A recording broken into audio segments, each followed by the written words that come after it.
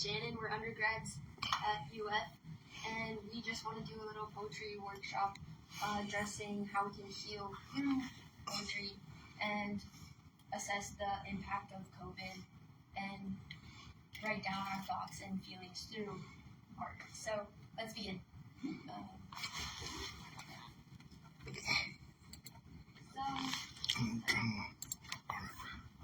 Oh, no. Is it now? This one? Yeah. Okay. COVID has obviously had a really interesting impact on our mental health as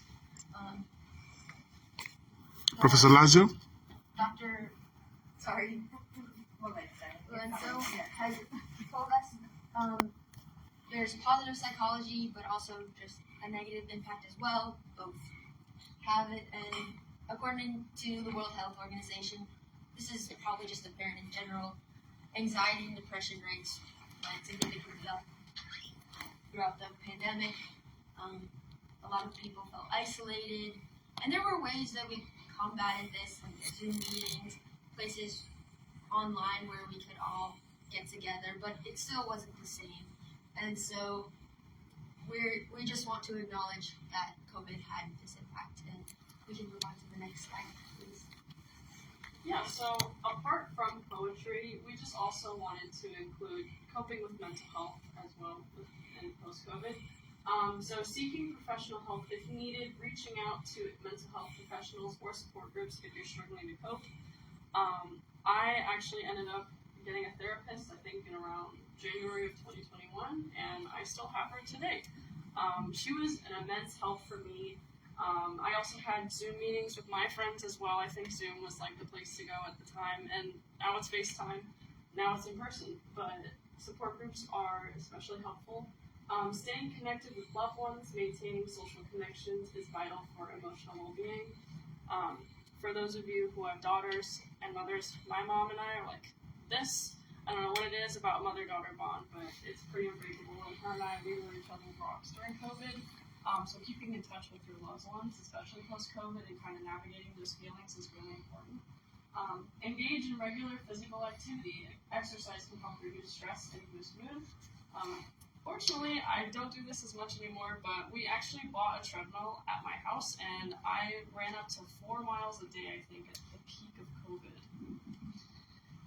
I am more of a 1 miler now, but I still try to maintain some type of exercise in my routine, but that helped me immensely, kind of getting rid of that fog that I had in my head. Practicing mindfulness and meditation. I personally tried to do meditation, and that ended up fizzling out. I remember one of you mentioning meditation as well before, but meditation is also a really good technique. And limiting exposure to negative views. Being selective about media consumption can protect mental health. This, I feel, especially in the adolescent crowd, is not talked about enough. I actually recently deleted most of my social media because of the negative consumption that I had, and I just found that my brain has been clearer, I've been able to focus more on school, I can practice my relationship with myself, my friends, and my family, and I feel, we all need a break from the news. It's nice to go out and smell the roses every now and then, But yeah, we just wanted to include coping with mental health and post-COVID strategies. So we are addressing the power of art, and specifically poetry as an outlet.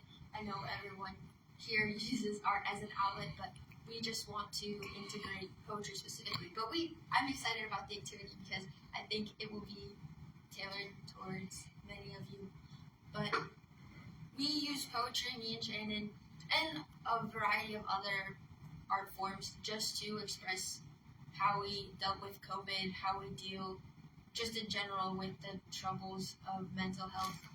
But we want to share that experience with you guys, so that's why this presentation is not so much focused on the slides, but the activity we have presented for you. So we're going to start with that.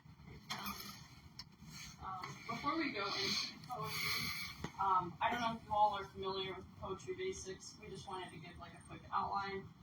So rhyming scheme, patterns of rhymes at the end of lines. Funny that rhymes. Oh, I know, right? Ironically, that ended up rhyming in itself. Meter, so the rhythm or beat of a poem. Oftentimes, if you guys have seen like poetry stands, I know somewhere in downtown Gainesville, I'm a part of the poetry club here, and we often have poetry slams where people will go up in front of a mic.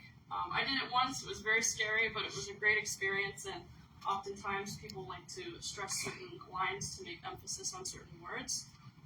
So that's meter. Stanzas, the groupings of lines in a poem, similar to paragraphs in prose. We're going to show in the next slide one of our dear friends, Trent Long. He actually wrote a poem for us about the pandemic that we will read. So you'll be able to see more of the stanzas in that one. Imagery, so pretty explanatory, but descriptive language that appeals to the senses, and metaphor and simile. We always love a little bit of figurative language in our poetry. So you can go to the next slide.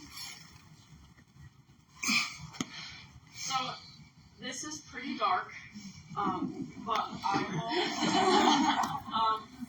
will still read. So half faces hover around the bed, watching modern death play out. The room is scentless. Cold and hailstorm is not there. Absence of cough. A new sound ringing here. No good place ever knows this sound. No sanctuary ever knows the moment after. But here it is so loud, so clean that the walls shy away from us, from him, his pictureless frame. No one removes their mask to mourn. Bits of his death still linger here, but the wife's sighs complete her countenance. New terror, hidden lips cracked and shaking, his head in her hands like a held grenade. It's cold again. Trent is very talented. He's actually in the works of publishing his own poetry book. So when that gets released, I will let you all know, but he is very talented. But yeah, time for our activity. Alright, I'm going to lead us into our activity. It integrates some meditation in it. But the first thing I want everyone to do is I want everyone to close their eyes and take 10 deep breaths. And I'll just give you some time to do that. I won't count it off, just at your own pace. And while you're doing this, focus on the word COVID during this meditation and what comes to your mind as you're meditating.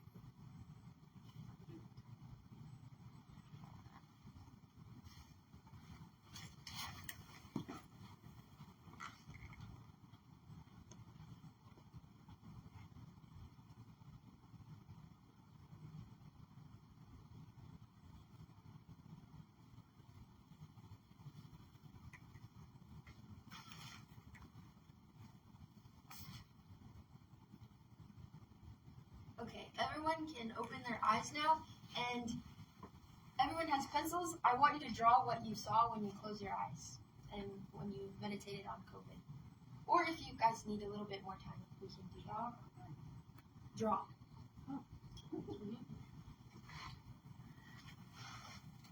It's great that you're all artists. The perfect activity.